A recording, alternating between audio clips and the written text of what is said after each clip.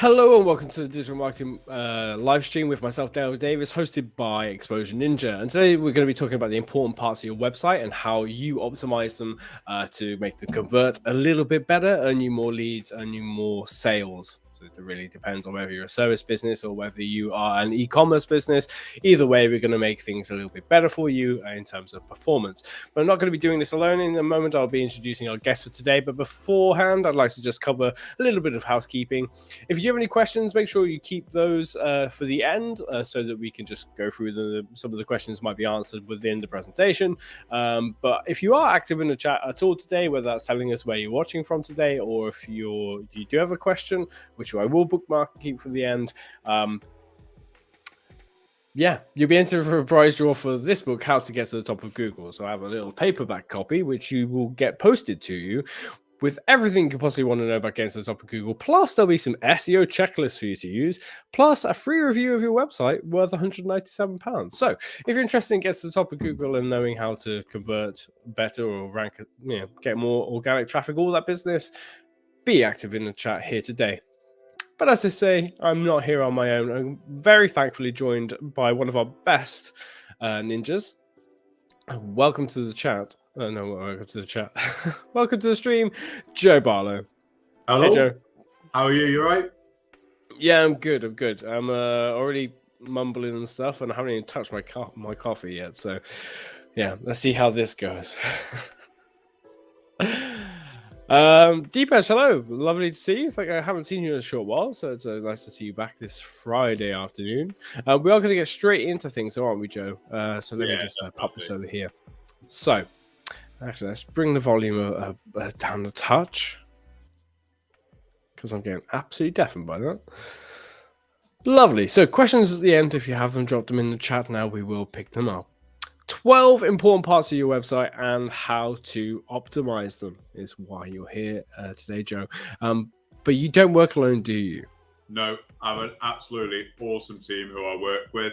So there's quite a few of us in it. It's grown over the years. So we have head of dev, who's Vic, Jenny, who's the head of tech, John, whose thoughts are in that as well. And then we have some great developers working for us and a number of developer PMs. So people like Emily, Martin, and they manage the builds that we do.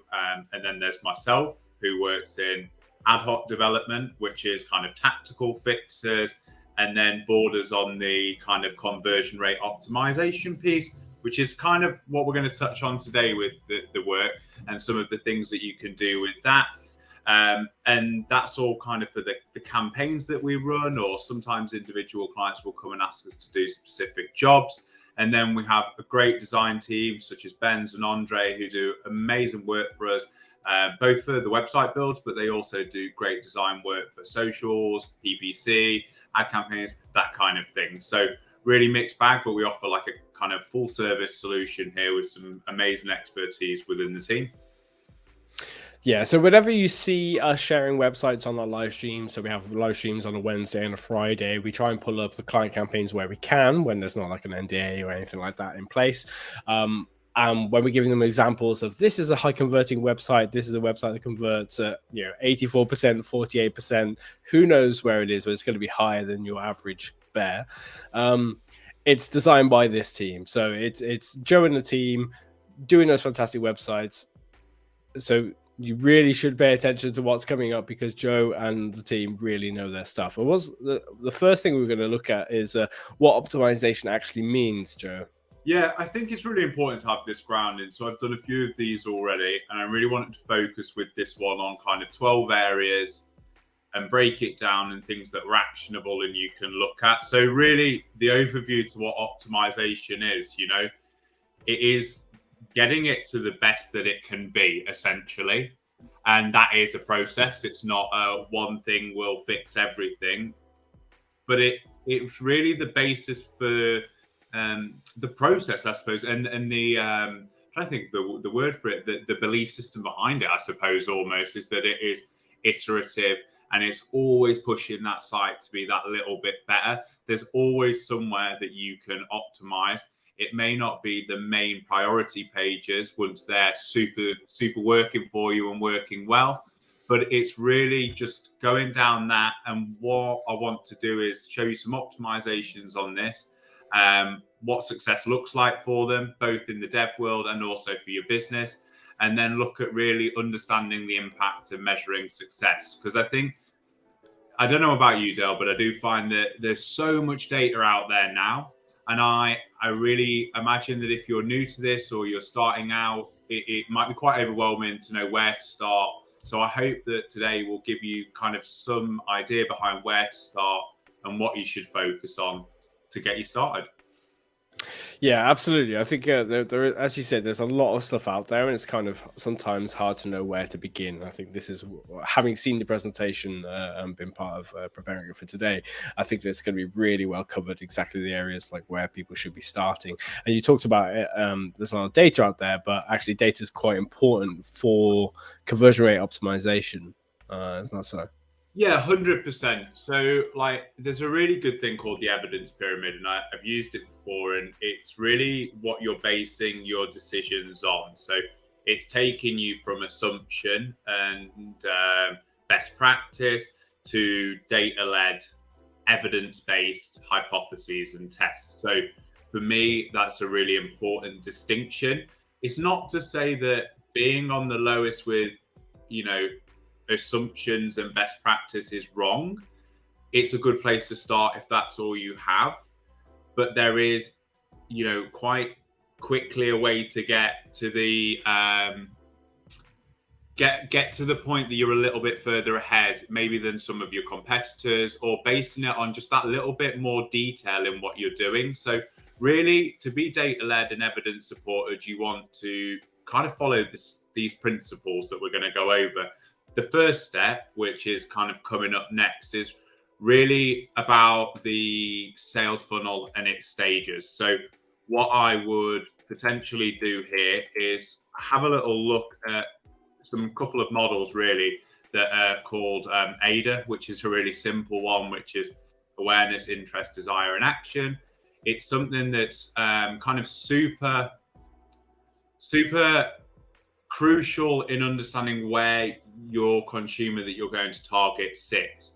So what you will see typically is in the sales funnel, there's kind of a different process for different people who are at the different stage. So a lot of differences, but essentially what that is if someone's ready to purchase, they are going to be at an action stage, and your communication or what you need to optimize to get them to take that action may be different to someone who is potentially a little bit further behind on that and is really just in the interest stage, which may mean that they're moving from interest to desire. So they're really interested in your product, but then they're not quite sure yet. So they might be in a kind of consumer buying sense, looking at kind of needs recognition. So they might be evaluating alternatives. So it might be another agency for us. It may be looking at them doing themselves. There's loads of different, variables to this. So for an example of this in kind of confectionery, you might be new to drinking fizzy drinks and you're looking at Coke. Yeah, I really like that. But you're looking at other elements like Pepsi, Fanta, and you're kind of evaluating the alternatives and seeing whether or not they're better for you. So what you need to do to optimize your site and communicate that value is going to be subtly different to each of those types of consumers. But it's really important at this to kind of know now which is the customer that's right to target, because you only have a finite amount of time, only have a finite amount of resources. And really, you actually only have a finite amount of traffic to test this on. So what I would say is where you can, what you want to do is start small. It's overwhelming. And one of the ways to kind of do that is get feedback from your customers. So if you have any new acquisitions, talk to them about their experience, what they thought was missing maybe on the site or what they didn't see. Often you're tempted to get feedback from people that is what you do well, or what did you like on the site, what did you find that easy? And they're quite loaded questions, actually, to really optimize a site, you need to spot where the gaps are potentially or what's not working. So asking them that. And really, for me, the big thing to communicate here is this isn't just for large organizations. It isn't for people with huge budgets. It really is actionable work for smaller SMEs, medium-sized businesses. And you can get this information, straight from the customer's mouth. But there are some other great alternatives that will also provide you some brilliant insights. And some of these might be kind of on the next slide. I've outlined a couple of the 3 areas I would look to focus on. And then what I'm going to do is go through a couple of tools you might do to identify these and some of the things you might want to do to the areas on your site. So the biggest one here, obviously, is high value pages. So typically this may be somewhere that has a really big call to action or has lots of conversions on the page. So an example of this may be the book now, or for a specific treatment page if you were running that kind of thing that books. And it might be trying to get people who are micro conversions up to macro conversions. So instead of asking for a brochure or to get in touch, they're booking now using the form on the page. So what you might want to do there is look at what value you're communicating, what's the objection they have from going from desire to action, essentially. Underperforming pages, so you may typically offer a service that doesn't perform as well as you would expect, or it's not got the engagement that you would expect to see. And how you then go about kind of turning that round. Now, there are some other things that may come into play with that. So it may not just be about web design. It may be about driving traffic to the page and those kind of things. But I'm going to give you some examples of elements on the site that you can do to optimize those. And then untapped resources. So untapped resources is a bit of an unknown variable, but it may be kind of thinking out the box of things that people aren't utilizing the way that you want them to, or aren't understanding the value that you want those pages to bring. So sometimes things like this with a new brand or a new business to the market, maybe things like an About Us page, typically not a great converting page, but actually is a really big way to communicate value and trust to organizations and then to the users subsequently. So that's really important. And often an untapped resource is that people aren't communicating why you're different. So especially in, as we all know, really competitive market, or even, just online retailing now, or online just in general as a lead gen, there is so many options, and often you won't be able to compete on price. And if you're not communicating what you do that no one else does better, that's probably going to be the biggest problem you have to getting conversions, because when people are evaluating the alternatives, they're going to look for that extra value. So leveraging these untapped resources can be a really big way of doing that. So I'll come on to a couple of those in a bit. But first up, one of the best ways, I think, and we're big fans here at Hien, is Google Analytics. What can you say? It's glorious. I mean, it is right now, but until I change it to Google Analytics 4, then I might feel differently about how great it is. I'm sure I'll ask you in 3 years and we'll love it though then. So it's... someone said to me about Google Analytics the other day and Optimise, and I'd never really thought about it that way. It is literally an encyclopedia for your business. And it's just about understanding how to read that encyclopedia and what that means. And I know that when you say an encyclopedia, it sounds like this huge tome that you're never going to be able to do. But the best way to break it down is think of it in sections. So really, every encyclopedia can be broken into, subjects, genres, and Google Analytics is very much the same. So don't look at it all as one. If you're new to this, if you are, great. Dive in, look at a lot of different things, but start looking at some of the key things that might be really, really great for you. So some of these areas that I would suggest looking at: exit funnels, so where people are exiting the site. So typically, if you see that that's much higher on a page, it may be worth setting up the next stage, which is heat maps, or why people are exiting. What are they not seeing that they want to see on that page? Sales journey. Sales journeys are erratic. I will warn you now, put you a disclaimer there. And you will definitely see that in the Hotjar stage as well. But it is really key in understanding people's decision-making processes. Traffic. So simply, if you want to identify a high-value page, look at where loads of traffic is going. Look at where's got the most conversions. Look at where's got the best conversion rate. That will give you an insight. Flip reverse that, give you a really good insight for underperforming pages. So why has this page not got any traffic, but it's one of our top services? That's where you might need to link in a little bit to an SEO strategy. Might be that you're not driving the right traffic to the page. So there's lots of variables to getting people to the page, but understanding the performance on the page may be kind of a good place to start. Conversion rate is typically a really great way of understanding whether people are converting. Big one that I find people do with this is micro to macro conversions.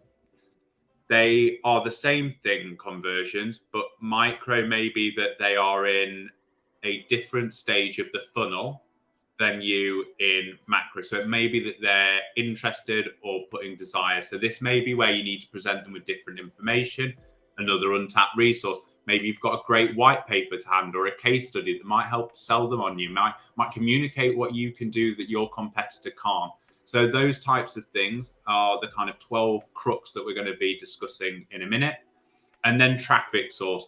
That will give you a really good indication of the qualification of that traffic. So whether or not it is highly commercially relevant, whether it's informational, so it might be ranking for a keyword that isn't really about purchasing but more about problem solving. So understanding that can give you a real understanding of where they are in the sales funnel and where they are on your website.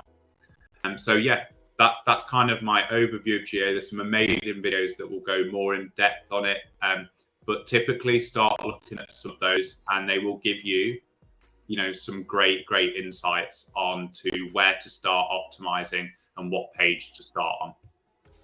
I feel like we could probably touch on all of those points that you've discussed. So the exit funnel, sales journey, traffic, each one as an individual webinar. Like every Friday we could cover all of those. There's so much insights to be found in there. As you say, Google Analytics is like an encyclopedia just full of information, and we actually have a blog post, a guide that's going to be coming out in the next couple of weeks being worked on at the moment, which is like 68 pages worth of information on how to use Google Analytics 4. So if you're not prepared for how Google Analytics 4 works, this is going to be one you don't want to miss. So to make sure you don't, go to exposureninja.com and you'll be able to sign up for our mailing list. At the very top there's a mailing list button. Sign up for updates, and we'll let you know when that's coming out. And then I should expect that we'll do a webinar on it in the future as well, and that we will probably have a video on our main YouTube channel too.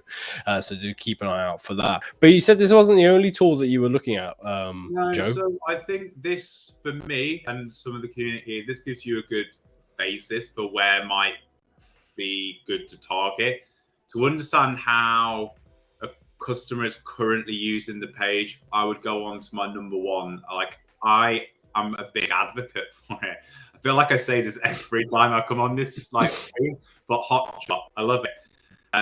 And like to me, it is the rabbit hole. Like this is my Instagram reels. Like I can watch people using websites for hours. I find it absolutely fascinating. It is a massive reason like why I like my PhD is in this kind of area. Like I love it. And it is really useful for any business. You don't need to be an expert to understand it. It is very obvious sometimes where the gap is in your site. So I would really recommend going to Hotjar.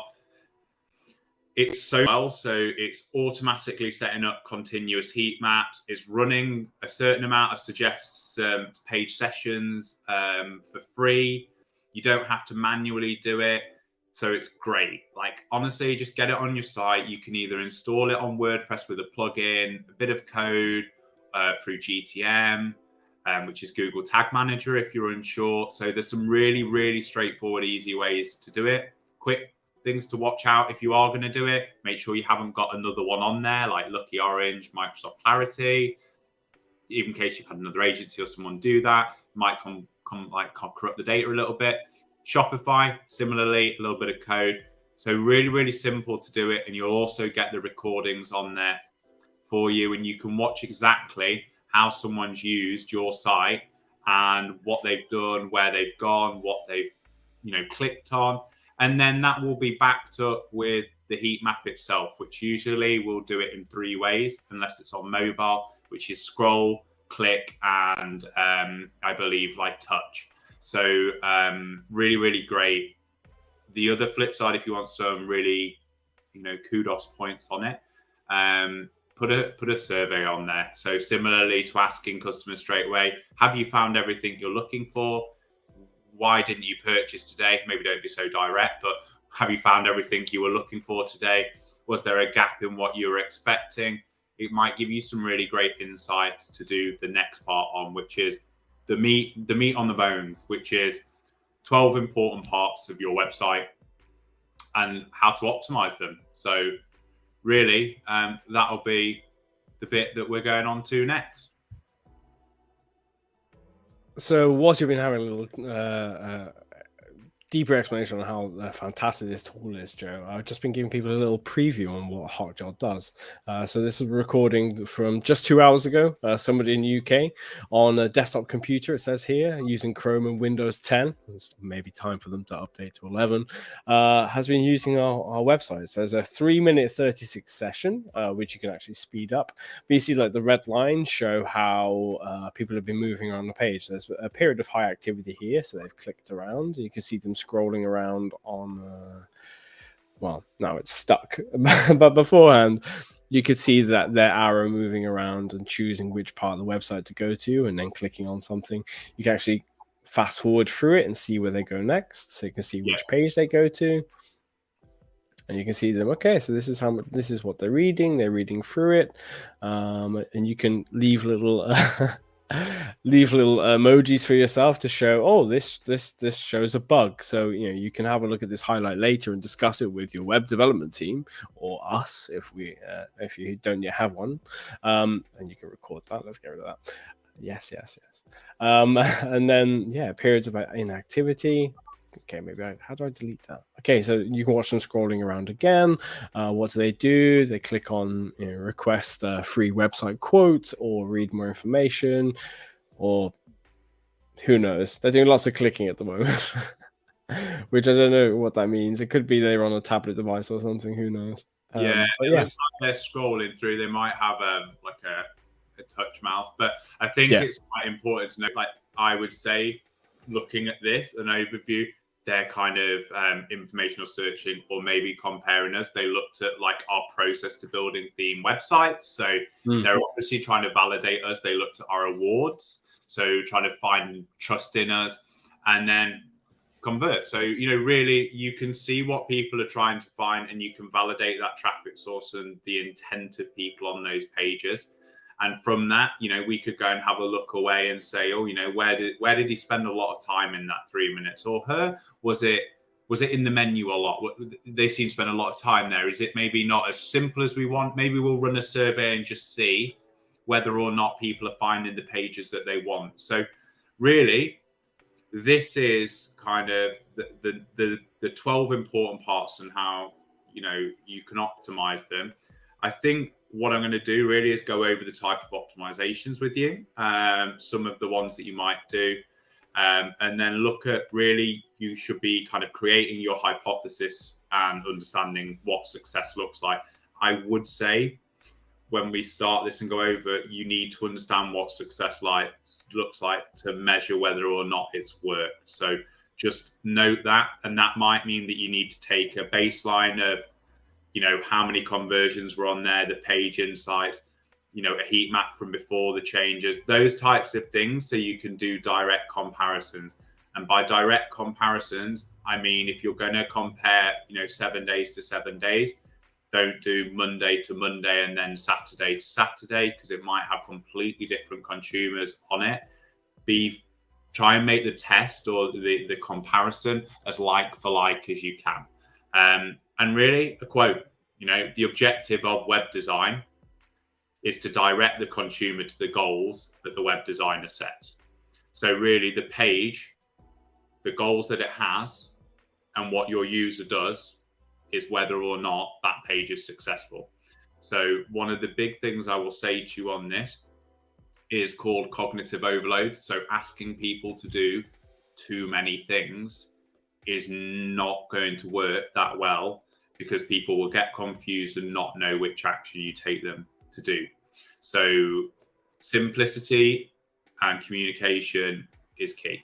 So yeah, first up is, for me, one of the underused ones, I think, really.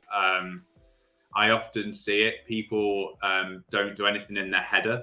And this might be slightly different. So this might be, like I touched on, menu structure and ease of navigation. It can be a massive motivator to people staying on your site. If they can't find what they're looking for and they've landed on the home page, real barrier to people staying on the site to search. They're not going to filter and go through reams and reams of pages to find what they want. Great titles, great navigation structure, clear signposting of what they are. Don't use industry terms, use terms that people use. So for example, if you have a page which is about a service and it has, a really technical name that's specific to the industry, but that's not what a consumer uses, don't call the page that.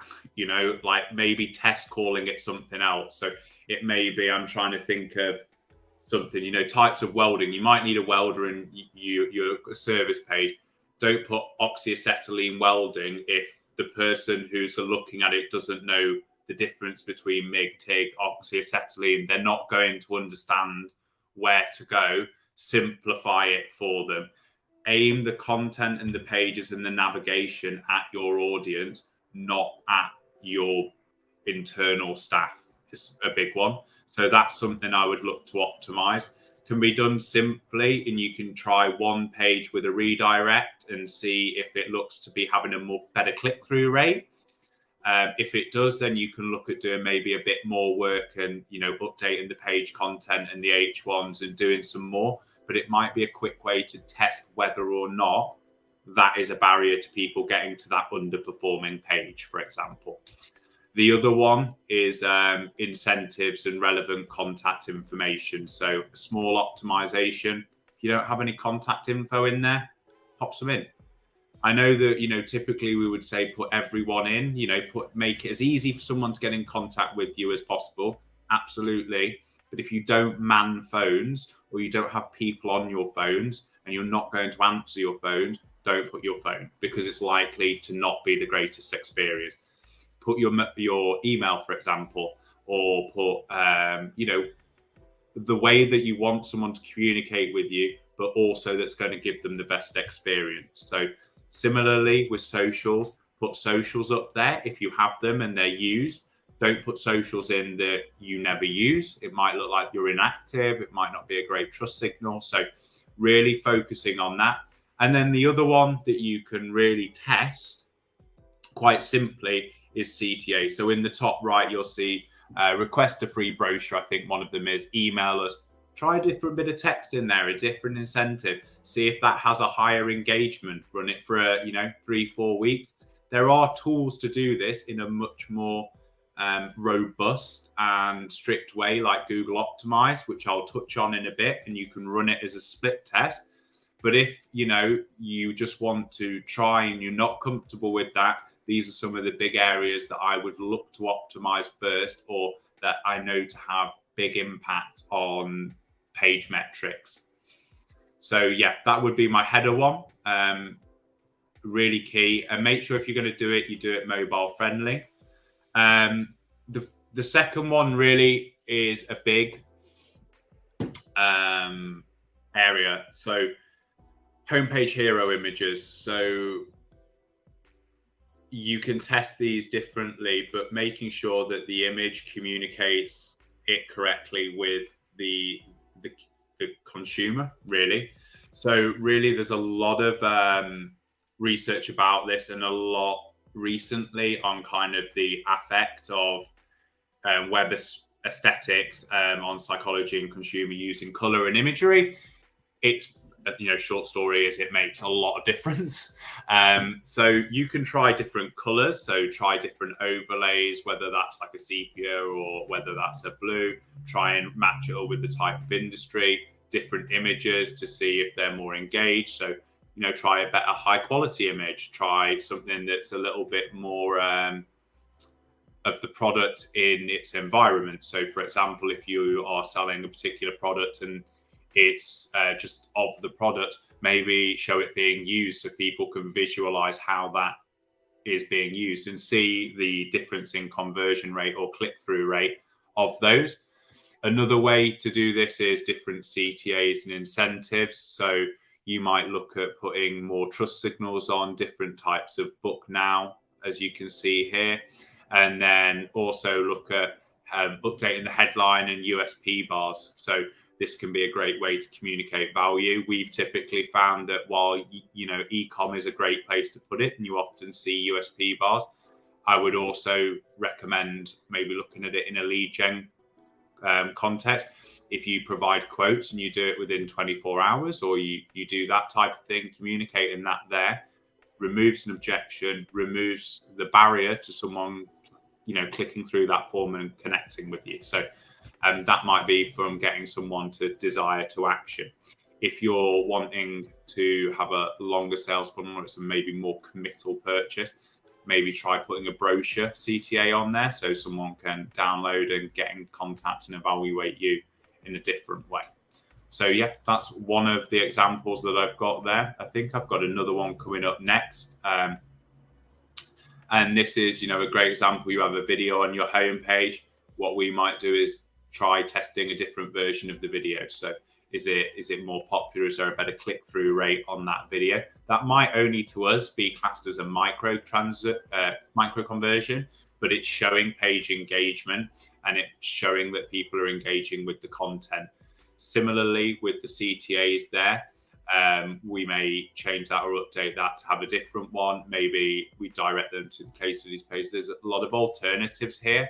But you can kind of quickly test these and change these types of things out and then measure the impact from that as well. So again, kind of, back to that kind of value is communicating your value, but then understanding the impact it has for you. There's kind of, you need to have that sense of whether it's working or not. So yeah, take a baseline before you do it. The next one up really is, again, the homepage hero image above the fold, different types. This is a form. Similarly, the first example I showed you was a click button that did a pop-up and it booked them straight away. You could change different fields in this, see if having lower number of fields had a higher conversion rate. The only thing is you need to make sure that you have all the information you need to convert them. You might try different trust signals, different content in there. And so there's lots of different ones that you can do, and you can do them in different areas above the fold. But this is going to be one of the main drivers and main pages that people land on. So communicating exactly what you do and what you want someone to do on that page is crucial in getting them to keep on that site. So if they're at the action phase and they already know you, great, they might just go straight to the form, or on this example, they're going to click straight through to the portal. But if they don't know who you are and they need to get in touch with you, make that really clear. If they still need a little bit more information, make it so that they've got some trust signals there and there's some other things above the fold that they know what to do and where to go. So that kind of element can be really useful for you. So the next one really moves to below the fold. This is really likely to be for people who are not familiar with the brand to a certain degree, maybe for people who are evaluating alternatives. So typically you might be looking at micro conversions rather than macro conversions. And this may be how you utilize different content or direction to create a conversation that might be key in the future, especially if you're a higher committal purchase or a longer sales funnel. So what I would like really hammer home here is that, you know, it's widely acceptable, studies kind of underpin this, that the conversion probability decreases massively over time, that people come back to the site and leave. So taking advantage of repeat visitors is key to success. Don't make them keep coming back. Do it as quickly as possible and communicate where they need to go. If you're needing to build out trust, typically there's some great examples here. Put in, you know, successful treatments, different types of communication, how they can get in touch, trust signals, great, featured in some big top tier publications there. And it really helps communicate the brand's value and also communicate what level you're working on to people who maybe aren't familiar with you.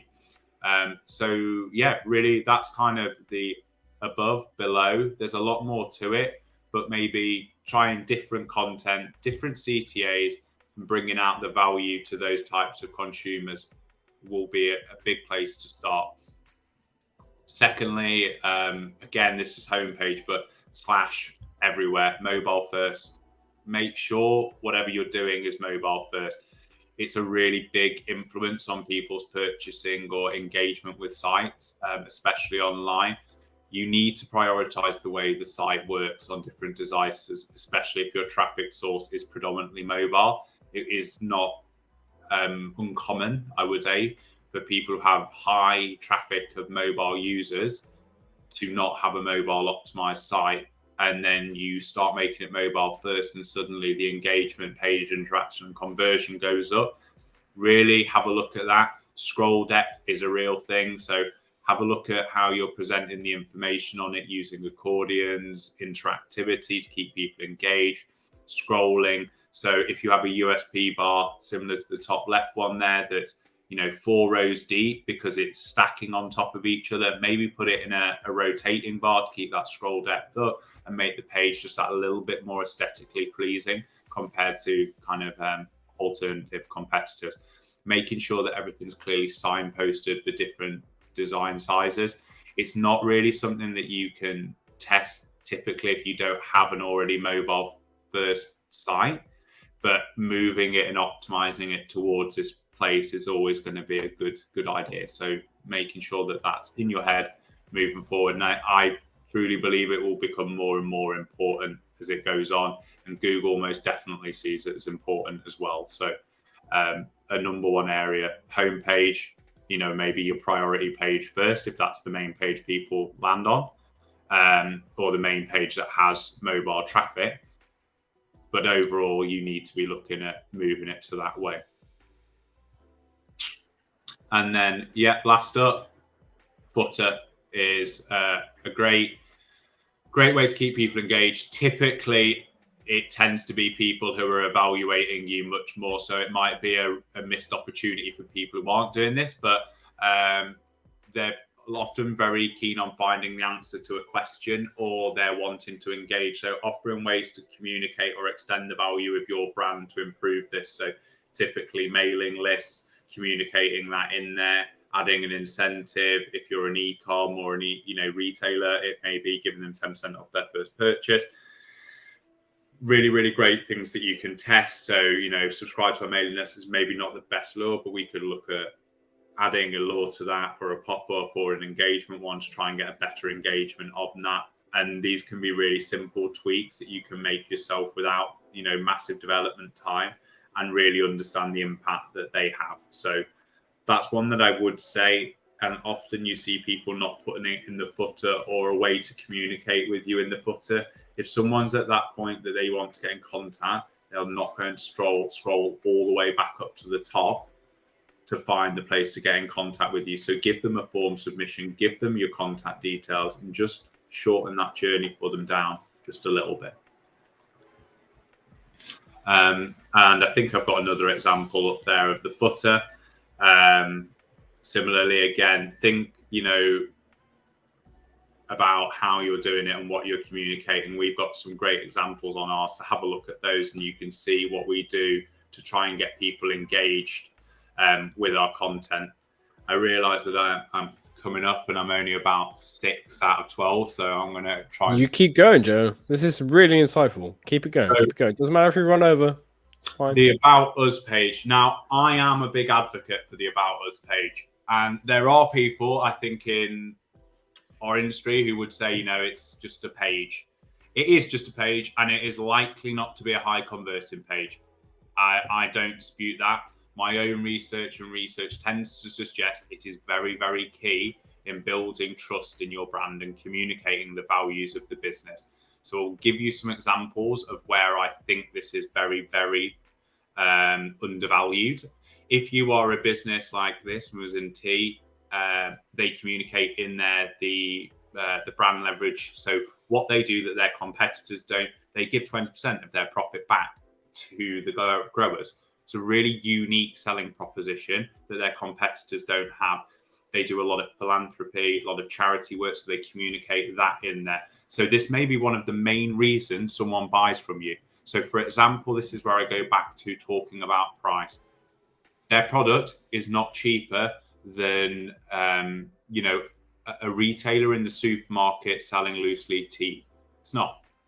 But the value that they bring to the customers and the freshness, the quality, and then that extra little bit that they do that may in-tune themselves emotionally and communicating that value on that page is key. So I really do think if you're About Us pages, we sell this because we have a passion for it. Okay, cool. Maybe think about editing that a little bit, bulking it out so it's a little bit more actionable and what you do and why you do that. And that can be a great place to start optimizing. Really, it's a core touch of why people may remain on the site, because they appreciate and they harmonize with your brand values. So definitely a key one for us in that, and one that I would say is really worth spending a bit of time on. And to be honest, the next page has an example of another bit on it, but it can be a really good exercise for businesses to hone in what they are as well. So often, we'll speak to, what do you do better? What do you stand for, believe in? This can be a really good exercise internally to align all your visions on what the core ones are. Massively here, we're really into B Corp sustainability, diversity, inclusion. And if you read our stuff, it's really prevalent in that. And a lot of our customers and clients are also of that. So it can be a really great way of building long-lasting relationships. So I've made it sound like a really deep page, and it can be. So, if you typically have a really good page session duration and interactivity with that page and people are then going off to purchase, it's a very valuable page. They might not have converted on that page, but it's got them to the conversion or to interact in you. So don't undervalue the About Us page. I might get that printed on a t-shirt. So yeah, the next up is a little bit more of a straight up collection category page. So really here communicating the value. So 3 USPs we have. Can use more than 3, but typically 3 communicates it very well. It's visual, it's succinct, and it shows them what they do that others don't. Purchasing options, Klarna, high ticket value offers you a really good way to pay. This is a massive thing now. Like, split payment is a really, really valuable tool to certain retailers online with people who resonate with it. So there is definitely a demographic of people who use it a lot. I know for one, I am one. So like I typically buy like a lot of like trainers and releases. I will buy them using Klarna because actually I can split it out over 3 months, or, pay in 30 and get the latest release. Obviously make sure it's hard to know whether or not your people are buying responsibly. But as long as you advocate for that and you support the rules that Klarna set out, or ClearPay, or these, it can be a great tool. So maybe have a look at that as something, especially if you're a higher ticket price. It can be a really good way for people to access luxury goods, or just that kind of more involved purchase that would typically maybe take people a longer time to save up. But again, offer them returns. Don't make them have to have buyer remorse, because it may be what turns them into returning it but coming back in the future and being a long time customer. So trying those, pop a logo on if you have Klarna, that can see if it's had a big impact.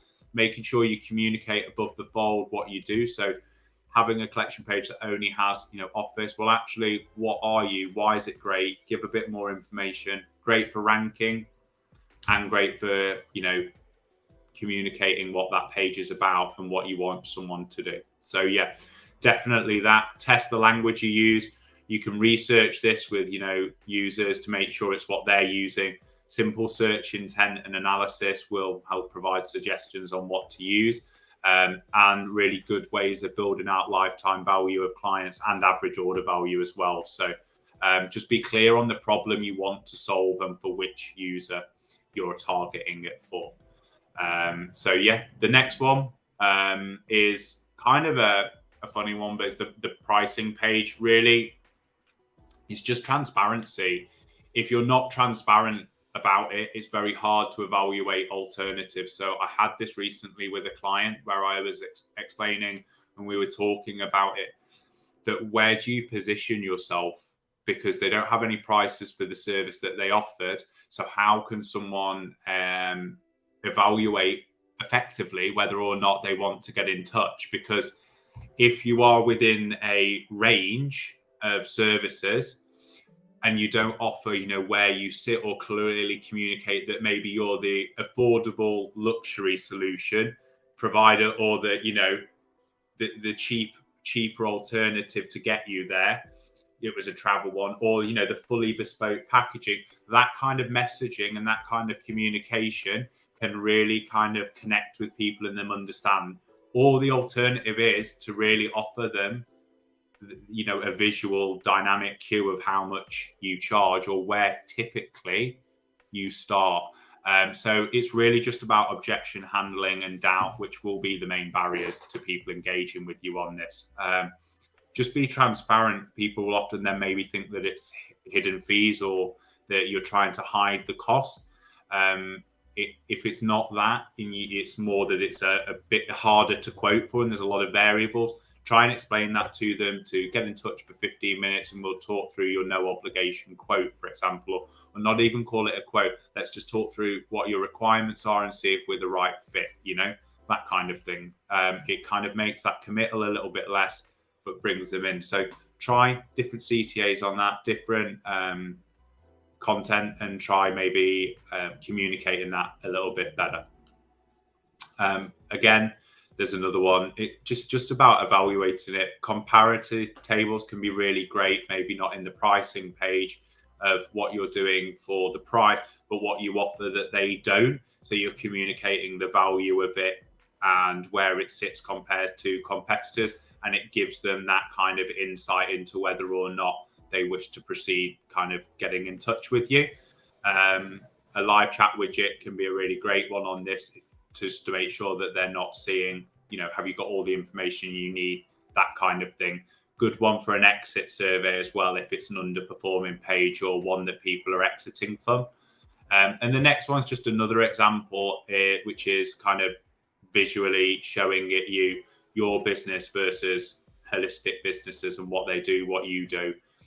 So yeah, transparency can be really key in that, and I would recommend having a look at your pricing page and evaluate whether or not it's transparent, and try updating some of the copy or the imagery on there with visual examples, which are often great for mobile as well, because it's much quicker to retain the information. Product page, super. I think. Yeah. Cool. Product pages. Yeah, product page. I mean, this one's typically a lot of CTAs, and thinking about the value added product for this. So does it need a boost? Like making sure that you're communicating that. Look at adding reviews if you don't have them. So you'll see under the header, it explains exactly what you get. And then it's got the reviews. You've got great images that you can scroll through. Try optimizing those areas. Add them in if you don't have them. Delivery information, it cuts off that objection handle. Add it in if you don't have it. The other one that you can try optimizing with in the future is bundle products. So typically bundle them together, or suggest other alternatives that people bought. So if you're selling desks, you might suggest a chair. If you're selling a short sleeve shirt, you might suggest a pair of shorts. Build an outfit, add a value, those kind of bundling things together to help improve average order value on the site, but also giving consumers kind of an idea as well. So yeah, that's one area. And then I think the next example really just shows you sharing, so people can share it around, maybe add those, add a way for someone to get in touch if it's got quite a lot to the item and they maybe won't understand what every aspect of it is, and then put the purchasing ways in. There might be the reason that someone purchases it from you because they know that you've got that, and if they don't, then they're not gonna move through to that action stage. So objection handling is key on that one. And then the next page is kind of a difficult area, but this is really what I was saying about looking at the traffic source and the purpose of the page. So specific landing pages, and making sure that they're optimized for having objection handling in it. So this may be trust signals such as reviews. If you haven't got any on that page, add them in, see how the engagement works with that. Purchasing methods, add them in. It may just be also that you want to offer them a few honed actions that give them the ability to interact with you at different levels. So just remember with this, with PPC, it may be the first time someone's ever seen you. So clarity and confidence is super, super important. Don't be ambiguous. If you sell, ice creams, don't put the first header image as, the Arctic. Like, don't be ambiguous in what you do, because people are not going to stay on the page to find that. Pick the right image for the right audience, pick the right tone for the right audience, and make sure that it's instantly recognizable what you do. So confidence and clarity, especially if they're not familiar with the brand, because they aren't necessarily going to understand the nuances of your social proof or your socials because they've never interacted with you before. So be true to yourself, absolutely, but make sure that it's clear to anyone who goes on. And then make sure that you're focused at the different points on the page to those intent of the user. So that may be just having a look at like a home page, like I said earlier, the above, the below, the footer and the header, and just making sure that they work in a flow that makes sense. So they would be typically the main places I would look to optimize first on the landing page. And then the last two, the countdown, number 11, big one. And I say it like how many people I've said it to. CTAs on your blogs, it's a massive one for us. It's a massive one for some of our clients, especially if they're informational searching and they're wanting to evaluate alternatives. Getting them engaged with you on a weekly marketing tips like we do, or offering them a white paper or a case study that categorically kind of showcases what you do in the real world and the impact that you can have, is a really good way of doing that. So again, not maybe someone knocking on your door purchasing straight off, but that lead there and that audience may be the person who brings in the next big contract for 2023. Always think ahead, but obviously with the optimizations that you're doing, link it back to what I said at the start. Do it for the ones that are going to have the biggest impact first. So it might be that the blog page isn't, if you've got other areas that are the priority that are underperforming, but maybe this is one that you think, oh, we're nailing it on that page. We're nailing it here. I think we're writing some great content, but nothing's really happening from that content. Well, ask yourself, what are you asking someone to do with that blog page? If you're providing them great content, great, and they're reading it and engaged with it, but they're not doing anything, have you given them something to do? What do you want them to do after reading that blog? That's what I would ask. So brilliant way. and can have different laws and CTAs for different blogs. So if you're a retailer, you can link it in with products, for example. So not just lead gen. You might do a piece on the top 20 pieces for summer collection, and then you link in the products at the bottom that are on that blog for people to purchase. So you're just giving them that drip feed of what they need. And then the last one, I think it gets a bad rep. I don't know about you, Dale, but the pop-up gets a bad rep. They can be frustrating. Yes, do not do death by pop-up. I agree. It's not the 1990s. It is not, Cyberpunk, 2077. Do not put 27 pop-ups on your site.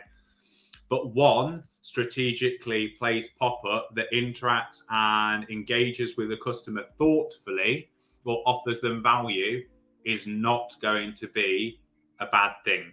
Keep repeating it to them on every page after they've said no, probably not going to go down well. That kind of thing. So set it properly. Think about when you want someone to have it and what page, and make sure that you're limiting the amount they see it. But pop-ups will get you. They will get you, because there are a few that I am in, and there's some big companies that I really look forward to their emails. So like, I'm a big coffee drinker. I drink dark arts. Their email marketing, to me, blows me away. I always look forward to reading it. So it's not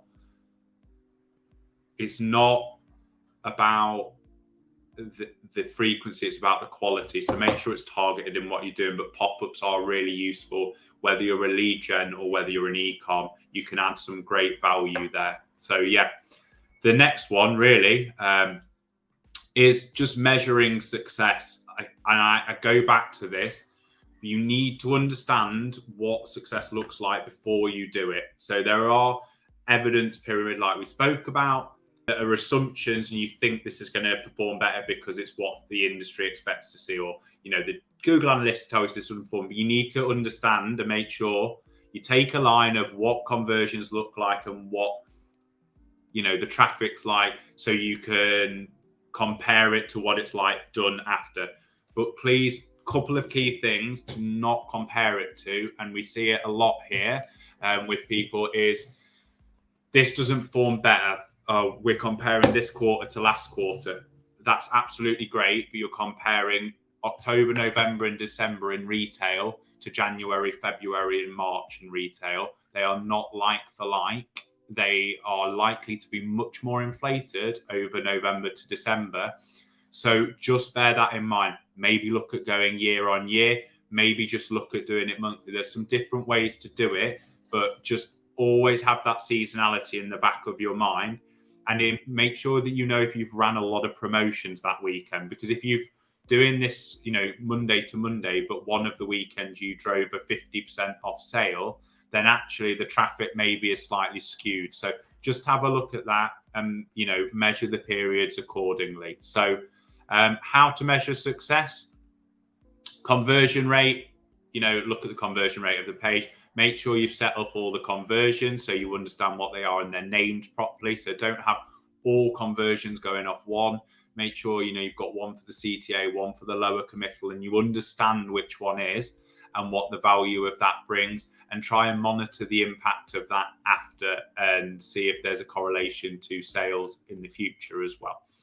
Conversions, it says what it does on the tin. The more conversions you've got, brilliant. Keep an eye on it. Or more is not always better though. So this is where it goes to making sure you're identifying the right audience. If you have 100 people submitting a form to get in touch with you, but they're all asking for the wrong service or the wrong product, it's not that valuable. So make sure that you're communicating correctly. If you offer a service and you don't offer another service, don't interact like you offer the other service, because it's not going to get them to interact with you properly, and they're likely not going to come back for the other service you maybe do offer. Page interactions. So this can be looked at through Hotjar, how people are interacting with it, how people are clicking on things, and what people are doing on this page. Is it positive? Are they staying on it? Is the page bounce rate better, the exit page better, that kind of thing. And then the last but not least is page durations, really. How long are people staying on the page? You know, the longer people are on the page, the more they're likely engaged in the content. So monitor that with it, and that can be backed up with Hotjar. There are other ways, but they're typically the 4 that I would look at the start and offer you a more definitive answer. So the next up slide is if you really want to go on to it. I did another presentation on it, which is probably actually valuable after this as well, is, you know, split testing and how this works. So if you want to do this in a more rigorous way and in a more process driven way, maybe check out my other webinar and have a look at kind of Google Optimise and setting up these tests and presenting it specifically to the set audiences, like paid or specifically to mobile. So a great tool and also free. So yeah, I've had, you know, an absolutely awesome session. I really hope that the summary of this is that it's given you some actionable things that you can maybe go and evaluate your site and have a look at what you might try. Again, start small if you're overwhelmed. If you have any questions or you think it's something that you might be interested in with us, my email's here. I'm always available and open to a chat. We do a lot of Crow work. And now, you know, if Dale's happy for me and there's any questions, more than happy to stay around and answer those as well. Joe, that was fantastic. And what I love about this presentation at the end here is that we have a list of things that people can do, which is a summary, but also that they can just go through each of these and tick them off. So just start with the header. Once you're happy with that, move on to the above the fold. And when you're happy with that, move on to below the fold. Just use a checklist. So just work your way through it. And I just, because I'm a big fan as well, I'm going to just share the screen now. This is Dark Arts Coffee. Their email. So I get their emails, one, because I just love watching other companies do in their email marketing, but also because it's just like a company I could see myself ordering from at some point. I can't believe I know I have ordered from them once before, but their emails are just brilliant. Like, their subject lines are great. They're linking through to the social content. Their social content is fantastic. They have a fantastic TikTok as well. It's just incredibly well done. It's like recipes too. Yeah. To me, they're a great example of pitching to their audience. They aren't necessarily for everyone. They don't communicate in that way, but they resonate with the people they do. They have an amazing, you know, I feel like I'm promoting them. They have an amazing amount of coffee that is brilliant. They roast it, and I get it every couple of weeks. It's my main go-to. But I connect with them on that kind of deeper level, and it's only coffee. There are plenty of other alternatives there, but they communicate their value and their aesthetic and everything in a way that resonates with me. But I'm sure there are other people, even at EN, who would maybe really like their coffee, but don't really get on with their values. So, or get on with their communication. So there's a lot of different things, but really you can try some really great alternatives in these optimizations and, you know, be playful, enjoy it. And like Dale said, start in one. Don't go and take all 12 and do them. Start on one and just focus and see the impact it has. So yeah, that's been great. In terms of questions, I think there's one that I can see from Phil. Yeah, I've got one bookmarked, maybe two bookmarks. I'm just going to get rid of that and make that disappear. Super. So the questions I had bookmarked, so we've got, the first one was from Phil, was saying, what's the best way to optimize a site for speed? So site speed is a really emotive one to a lot of people, and yes, it is very important. It depends on why you're doing it. To me, if you're doing it because you actually use the site and other people use the site and they say it's slow, then maybe look at, if you're on WordPress, the hosting, how you're presenting your images. Are they WebP format? Are they the smallest? Is everything optimized to be mobile first or presented in the best way? So are your plugins updated? There's lots of ways to optimize in that. If it's because you're trying to achieve a score on like Core Web Vitals, or whether you're trying to achieve a score on like Google Page Insights or something like that, It can be valuable, yes. It is a percentile ranking factor, and it can often be a very long job. So by what I mean is make sure you understand the ROI on what you're putting in versus what you're putting out. And there's a lot of variables to it. So I would look first whether you're doing it for your customers or whether you're doing it to achieve a score. That would be my opinion on it. It is important, but making sure you understand whether it's for you or, the metrics, or whether it's for the actual experience first. And that's where I would start with that. So I was just coming on this point because this is a recent study that came up talking about core web vitals and how they correlate to rankings. So yeah, there's a confirmation from this analysis, which again is not. It may be correlation. It may not be like the actual causation, but it certainly looks like website speed is a bigger factor as we've always assumed. But some of the metrics within core web vitals, like largest contentful pay and so on, actually are maybe quite deeply embedded within the ranking algorithm. So we've got like an example here where that's like if it's past it or not, but basically how quick a website is in correlation to their ranking position. So the fastest websites are ranking first, and the slower loading websites, they're lower down. Now, there are two things for that.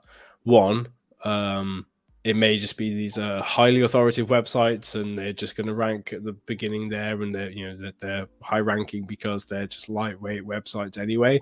And the second thing is that they might just be huge websites with massive budgets who can afford to spend that much time on improving ranking, website speed as well. So for me, website speed is incredibly important. Yeah, but you've got to work within the resources that you have, the budget that you have. Yeah, and I think that's the key of what I'm saying. If it is, bad experience for the people who are landing on the page now, definitely look into what you're doing. But if it's ROI to what you're going to get out. If you haven't got a clear message on your homepage, maybe the site speed isn't the one that you want to focus on first, but it's something that you need to. It's a hard one. It's a tricky one. And it also is very dependent on where you are, the service you use, how you've built your site as well. So there's a lot of different factors to it. So yeah. Yeah, there's another question for Tortoise Property, which is about core web vitals again, which is about SEO performance. So does it affect SEO performance as a whole, or affects local SEO more? So it's two in the same. Like SEO is SEO, whether it's localized or not. Website speed will be important, whether that's a localized search or not. So that's pretty much it for the questions. Before we do say our goodbyes, Joe, first of all, that was superb, and it's always great to have you on. If you're not familiar with the way our live streams work, we have a live stream on a Wednesday and a Friday. On next Wednesday is going to be live website reviews, in which we invite you to come onto the stream and you can ask us about your website. As a Towards Property, I'm hoping to get you on this coming Wednesday. I believe we've been talking about that via email. If you haven't submitted your website, you can just go to our Exposure Ninja live YouTube channel, and within there you'll see that there's a form where you can submit your website, and then I'll reach out to a few people to see if you can come on and talk. That's a 90-minute stream. So the first hour we'll have interviews, questions where you come on and talk, and for the final half an hour we will just work through the websites that we've been submitted, and Jess and I will just give our opinion on how to improve traffic, ranking, conversions, and so on. Then if you haven't already, please do subscribe to our new YouTube channel, which is Exposure Ninja Live. It's not on our main YouTube channel, Exposure Ninja, and you'll be able to watch all of our previous recordings when it comes to live website reviews, but also presentations like this, like 12 important parts of your website, why your business needs a brand awareness PPC campaign, 53 ways to earn backlinks for your website, how to do keyword research like a ninja, and so on. So if you haven't yet watched those, please do and go and do so. So time to do the draw for the book, How to Get to the Top of Google. Do you have much planned, Joe, for this weekend? I think it's going to rain a lot, so stay in and paint miniatures. Sounds like a pleasant weekend. Yeah, I'm hoping that the weather report's going to change a bit. Looks like it's mostly people who've already got books. Nathan, as I'm pretty sure, has got a book already. Double. Yeah, I'm going to send you 2 books. Oh, Towards Property, great to see that the book has been an excellent read so far. That's awesome. Genesis, you definitely got one. Last opportunity. I'm going to do one more time, and then I'm going to call it quits because I'm pretty sure everybody here has got a copy. Okay, that's for sure. Okay, well, come back next week and I'll have 2 copies to give away. So join us on Wednesday for our live website reviews.